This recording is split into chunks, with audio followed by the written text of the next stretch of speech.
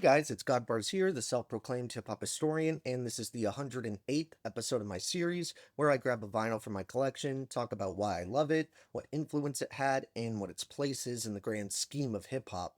If there's one MC from the 90s that embodies the term ahead of their time, it's Pharoahe Monch. While there's a slight resemblance to Brand Nubian Sadat X in their vocal tones, that's just about the only thing about Pharoahe that isn't 100% unique. He's actually been active since the late 80s, but didn't really start finding success until the following decade when him and Prince Po would form the legendary underground outfit Organized Confusion. They would rise through the ranks of the underground along with other alternative acts like Company Flow, and despite all three of their albums being classic material, especially the second one, their split in the late 90s was essential as it freed Pharoahe up to pursue his solo career and sign with Rawkus Records. Unsurprisingly, this was the perfect fit for him because, as I previously mentioned, he was already in a lot of the same rooms and conversations that LP was in. They, like many of the artists on the groundbreaking label at the time, took heavy inspiration from graffiti and b-boy culture, yet simultaneously had other interests and constantly experimented. And while he may not have been quite as synonymous with superheroes in hip hop the way MF Doom and Ghostface Killah were, anyone who follows Pharoahe on social media knows what a massive, dedicated fan he is to old classic comic books.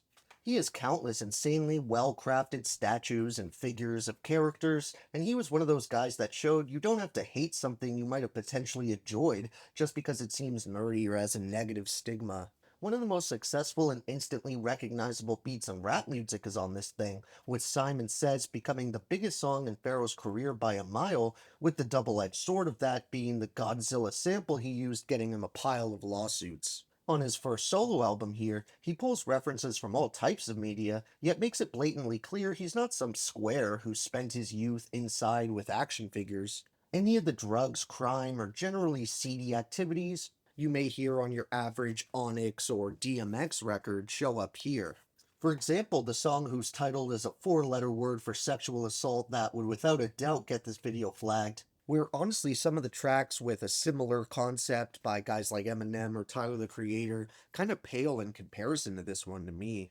It's a pretty hard listen at times. I definitely give that track a pass if you aren't comfortable with those extreme themes, but it's really commendable to me because Pharoahe isn't burying this concept in the back end of some other track, and he probably knew that musically illiterate people would take it out of context, but he wasn't making the music for them. Even though there aren't really any other moments like that nearly that controversial, there are plenty of other unsettling themes that come with the harsh hell of a reality this album focuses on. Arguably, my single favorite Pharoahe Monch song for years now has been Queens, which has one of the dopest beats you'll find in 90s hip-hop that still gives me chills after the 100th listen. Here he spins a tragic tale of loss, reminiscent to the 1997 verse of the year that Ghostface Killah would give us on Impossible off of Wu-Tang Forever. Except that masterpiece of a story describes the minutes following a shooting in graphic detail, where a loved one is dying in your arms and everything told is happening over the span of a couple minutes. With the story weaved here on Internal Affairs,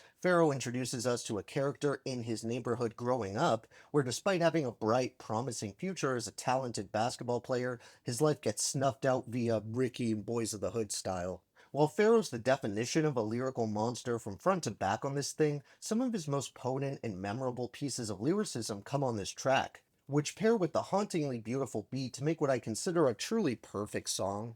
It really comes to a climax after him and his friends are approached slowly by the assailants, and Pharoahe describes the events that follow and their aftermath with, well, get the metal out, too late the guns flash. In the melee they wet him like reggae sun splash. Sun dashed with the quickness back into the ride, with a smile on his face, the picture of pride. Blood coming from his mouth, now I'm at his side, kneeling over Donovan's body before he died. While Pharoahe assists with the production on here himself, the majority of the instrumentals are handled by a variety of legends, including Lee Stone, DJ Scratch, The Alchemist, as well as Diamond D. There's also a pretty high-profile set of features that show up for guest appearances, like Cannabis, M.O.P., Busta Rhymes, Apani B or Apani B Fly, Prince Po, Talib Kweli, Lady Luck, Shabam Sadiq, Method Man, Redman, and Common.